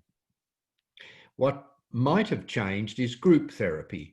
There are some psychologists and others who are providing group therapy online, but that is more problematic because of the technical issues involved in switching between faces and so forth, and you don't get quite the same experience. But nevertheless, there are some group programs still continuing with people checking in online to that. The other thing that's been a big change is that there are many more the use of online treatment programs, for example, such as Panic Online or online anxiety treatment programs from, say, the University of Queensland, are being very heavily subscribed now and are also known to be effective. So there's been some big changes, but the helping professions are trying to keep up by providing services online. Thank you for that question.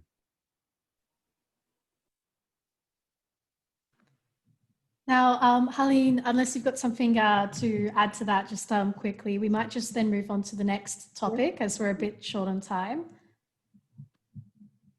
Perfect. All right, so our next discussion is about technology, and I'll welcome those Australian future leaders to the stage. Hi, I'm Anmol, and I would be presenting about technological addiction. And Matilda would be discussing about technology fatigue. So technological addiction can be defined as a frequent and obsessive technology-related behavior, increasingly practiced despite negative consequences to user of the technology. Now, technology has become an important part of our day-to-day life. Technology has made a lot of our work easier. However, most applications and platforms that we use are made to make sure that the users would be using them again and again and spend more time on them. This causes the user to spend increasing amounts of time on those apps and finally feel like they can't survive without them. These types of apps can include social media platforms like Facebook, Instagram, TikTok, streaming applications like Netflix and YouTube, and other gaming applications. Now, there are many downsides for technological addiction, especially on youth mental health and their education. Due to addiction, students tend to procrastinate and spend more time on technology instead of doing their work and leaving it till the very last minute and feeling anxious and stressed out while doing their work in the last minute. Another major downside of technological addiction is that it reduces our cognitive abilities. This can affect youth education as it reduces the ability to think, remember, and retain information for long periods of time, or even the ability to comprehend complex ideas. In today's world, and with COVID-19, technology has become an essential part of youth's education system. We use technology for everything, from connecting to our friends through social media platforms, for entertainment by using YouTube and Netflix, and using Zoom and WebEx and Microsoft Teams to attend remote learning. And during remote learning, we almost doubled the use of technology during the day. So my question to the panel is, how do you encourage students to use technology in their day-to-day life for education and other things without getting addicted, given that the use of technology is a huge part of youth education?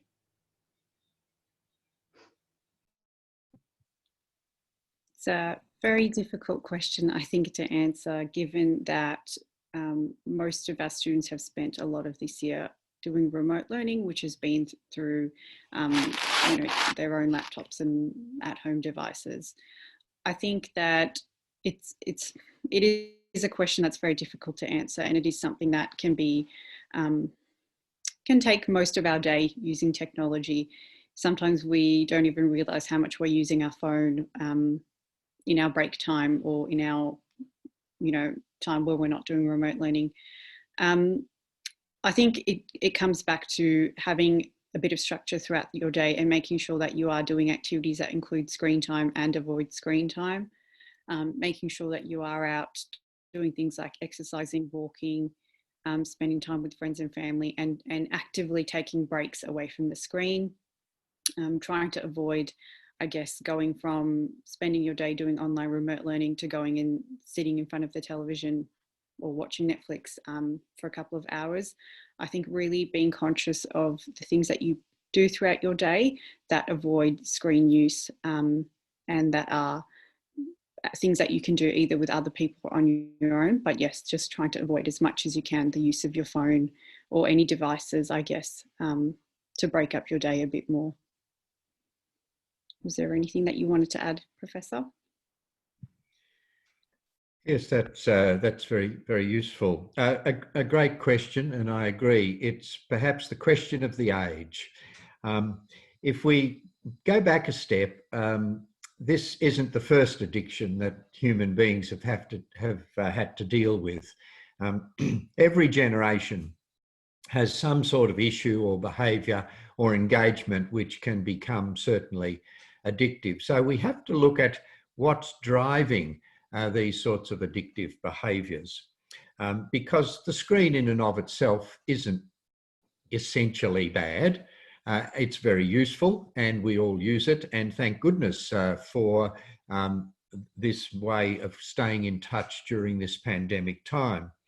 However, if we find we're using something like the screen to either escape or avoid an anxiety-provoking situation, for example, like schoolwork, Or a socialisation. Perhaps we might find socialising with people anxious, or thinking about catching the virus. If we use something to escape from our anxieties, then that can become addictive, particularly if it works. For example, if somebody might reach for alcohol to use that to escape from their work or social engagement or something that's stressing them, then that very quickly can become an addictive behaviour. So it comes back to trying to find mechanisms to help us deal with the anxiety of the pandemic at the moment and not reach for escaping into Minecraft or some computer game or endless YouTube clips, which is a very easy way to escape thinking about the realities. So it does come back, doesn't it, into these issues about planning your day, having other activities to do, making sure you break for meal times, making sure you break to meet with your family or meet with your friends, even if it is online, and that will be health promoting. Thanks for the question.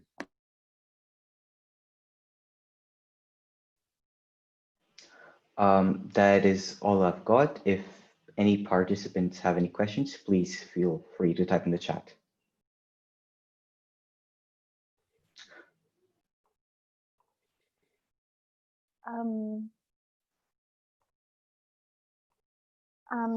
Hi, I'm Matilda, and I'm going to be speaking about technology fatigue. There are a lot of health issues that are caused by any type of technology. These are hand deformities, mental problems, depression, anxiety, narcissism, anger issues, instant gratification, etc. Spinal issues, eye problems, eye strain, blindness, hearing problems, sleep problems, and not enough exercise, and a short attention span. These problems are really bad for your health and have a huge impact on your future life. So what can we do to reduce these health issues? That's my question. Harlan? Yes, so I think we've touched on this a little bit in our previous question that we answered as well, but I think making conscious choices, I guess, about why perhaps we're using a lot of technology, like Professor Tong said, actively making choices to go about and do things that don't involve technology, to try and, you've mentioned people not doing enough exercise and people having a lot of spinal issues from sitting all day long. So making sure that your day does involve you exercising, moving about, I guess stretching throughout some of your remote learning activities, getting outside and getting some fresh air are things really important. And I think, yeah, just, going back to doing things that we would like to do throughout our normal day if we weren't using so much screen time. Sorry, there was a couple of other health issues that you mentioned there, but I think they all sort of tie in together. If we're making, I think, a bit of a choice throughout our day of how much time we spend on technology, or we're just a bit more conscious. There's nothing wrong with playing games and talking to your friends online and FaceTiming, but maybe we just come up with a bit of a structure around that. So maybe we're just going to play games for about half an hour, or maybe we're just going to speak to our friends for a certain amount of time, and then we're going to go on and move on to other things. So trying not to, I guess, let technology take over our day, and trying to break it up a bit more strategically with what we want to do and what we want to achieve from that technology as well.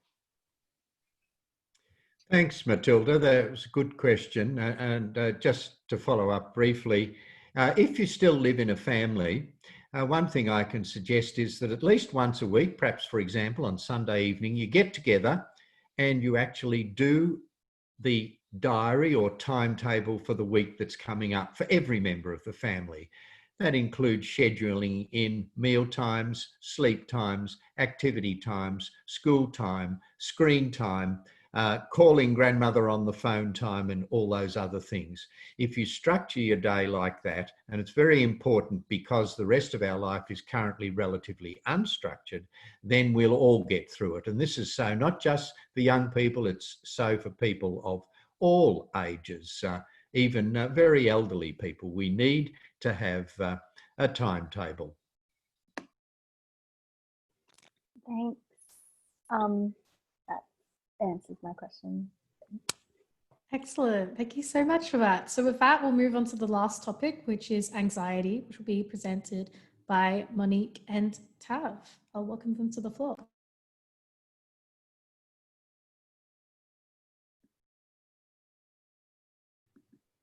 Hello everyone, my name's Tav and I'm joined by Mon, who will be talking about anxiety today with me. We are aware that all of us probably have a lot of information overload and we've all learned something today, but we ask that you engage for 5 to 10 more minutes and hope that you learn something. Key ideas we will discuss today are what is anxiety and the difference between the emotion and the disorder, stigma behind anxiety. We will briefly touch on social media and its effects on anxiety, and some coping strategies that you may use or help your friends with. Mon and I would like to save as much time as possible, so we ask that you leave any questions you have to the end, and we ask that the guest speakers answer our questions after we've finished each section. Feel free to put any questions you have in the Q&A section. We want to make this as enjoyable and as open and deep as possible, so we hope that you really do learn something. I'm going to pass over to Mon, who will talk about stigma. So when we're talking about anxiety, or honestly any type of mental health condition, I think it's really important to talk about the stigma attached to it.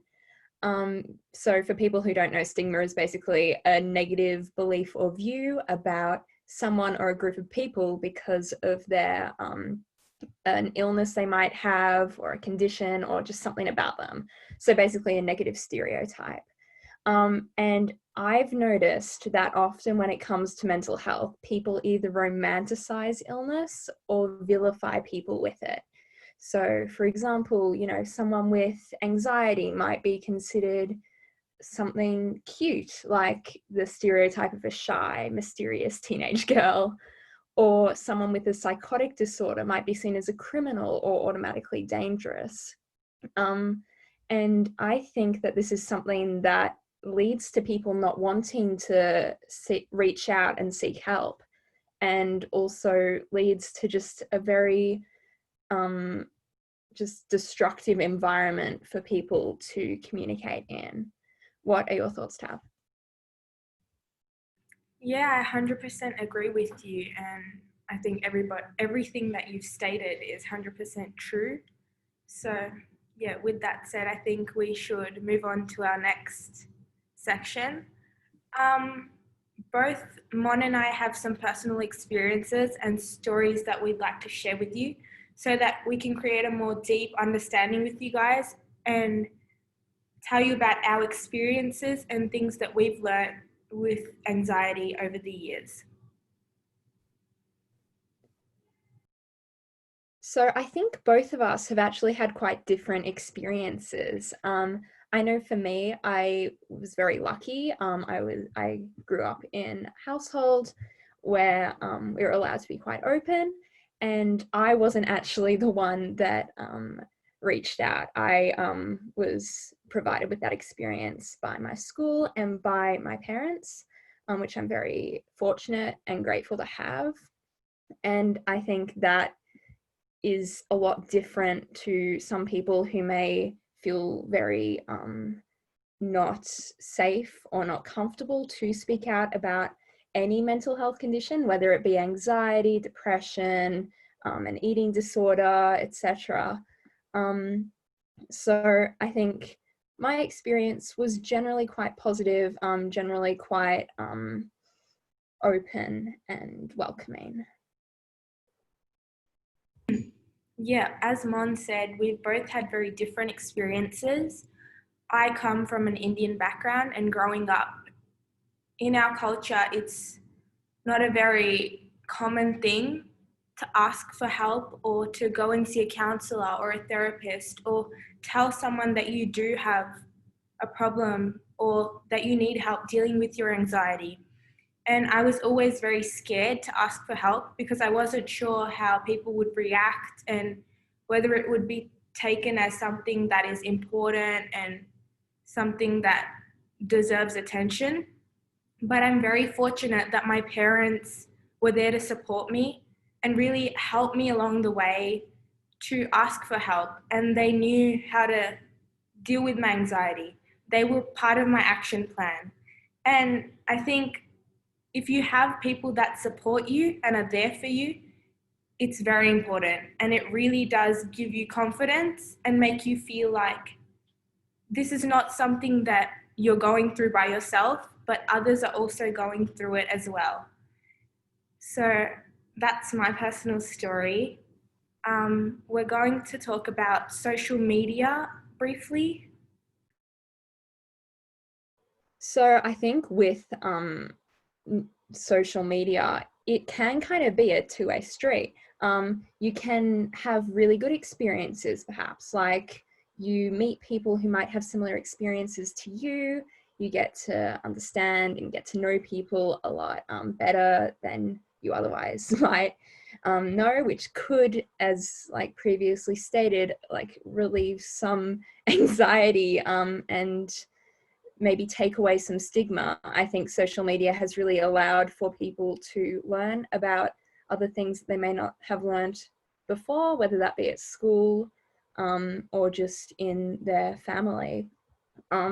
Having said that, social media can also become, as stated in previous topics, it can be addicting, it can be exhausting, it can lead to a fear of missing out. And yeah, what are your thoughts, Tab? Yeah, 100% agree with that. Social media can have pros and cons. You know, it can be something where people feel like they're missing out on something and it can affect their anxiety in a negative way. But it also allows you to see that other people are going through the same things as you are. They may have coping strategies that help you to deal with your anxiety. And a question that Mon and I would like to ask our guest speakers are, how do you think social media has affected anxiety? And do you think that having both pros and cons with social media and anxiety is a good or bad thing?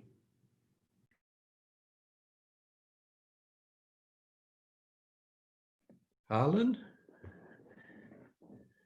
It's a really interesting question.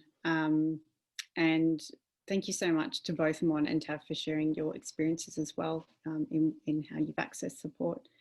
I would say technology and social media is again something that has a lot of pros and cons, and it's, I guess, how we approach it and how we use it. A lot of young people have found success in using social media to connect with other young people who are going through what they are going through, and they're able to find strength in talking to people with similar experiences and, I guess, create a bit of a community in what's going on for them. At the same time, as you did mention in your talk, Tav and Mon, it can be quite negative. So sometimes a young person might share what they're going through, and the response to that might not always be a positive response or something that we hope to have. I think it's just, it's something that's, I guess, difficult, but we need to find a space that we feel comfortable with. Sometimes using online forums can have a lot of benefit if we're in a safe sort of space and in a more controlled, setting. So if you're talking maybe with a mental health practitioner or to a community that's experiencing something that you're going through, it can be quite helpful using an online platform to support each other. Versus obviously if we're posting somewhere where I guess there's a lot more of a different audience. So if we were maybe sharing something on TikTok, the response might be a little bit different and might not always be something positive. So I think it's about maybe thinking about how we use online technology and where we choose to kind of connect with and what it is that we're connecting about, and trying to fit, I guess, where we're posting or sharing with what it is we're trying to get out of it, if that sort of makes sense. Yeah, thanks. We could have a whole conference on this topic, and with an eye on time, I've just got a brief response to try and sum this up a little bit. You started off by talking about the when does anxiety move from being normal to not? And we talk about something called a J curve. Anxiety is a normal response to stressful situations. It's part of our normal fight-flight reaction. But sometimes it can overwhelm us, and then it becomes negative and, in fact, affects our mental health and, as you pointed out, our physical health. In other words, if anxiety is too great and too persistent and too overwhelming, we can all ultimately succumb. You also mentioned, however, that there were some important things that would help with anxiety and help reduce stigma and a feeling of discrimination and stress. And that is safety, feeling safe, being accepted, being supported, and having someone listen to you. And they're very critical issues. Now, I'll just give you a little example. It's not actually got to do specifically with online, but for example, we know that if young girls are physically abused or sexually abused, that can be incredibly stressful and can lead to long-lasting impacts and effects on their development and their mental health. There was a very big study done in New Zealand on this issue where they followed up thousands of women who'd been unfortunately sexually abused in their childhoods. And of course, many of those women still were suffering from that effect. But there were a group of women who were resilient and had recovered from it. Not that they thought it was a good idea. In fact, it still, when they thought about it, was a sense of distress and grief. But they were getting on with their lives and they were mentally healthy. There were only a couple of reasons to predict who would be resilient. One of them had to do with their temperament and personality and their intellectual abilities. But one of the most important independent reasons is if during particularly their adolescent years, they'd had a safe relationship with someone outside the family, particularly it was a teacher, who accepted them, supported them, valued them, and was positive towards them. In other words, reinforced their self-esteem. And may have been a teacher who just every now and then said, gee, your painting's brilliant. You should follow that up. In other words, even though life can be bad, even though we can be stressed, as long as somewhere or other in all our relationships, we've got somebody in the family, in our peer group, or outside the family, or at school, like a teacher, who creates a place of safety for us, who accepts us, who supports us, who listens to us, and who builds us up. So I'd like to finish on that thought about the important topic that you've raised about going beyond that J curve and becoming overwhelmed with anxiety. Thanks again for your fabulous contribution to you and the whole team for raising these issues and speaking on behalf of young people in general. We'll make sure that your messages get through to policymakers. I can guarantee that.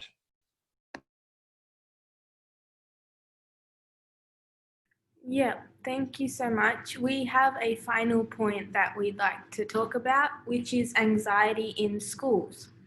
So from personal experiences and research that we conducted within the Future Leaders, we found that schools don't do the best job of talking about anxiety and clarifying the importance and seriousness of this very important issue. Even if assemblies are conducted yearly or in each term, it's basically just for compliance and the seriousness isn't passed across to students. More often than not, students leave those assemblies taking in no information and taking in no seriousness to do with this important issue.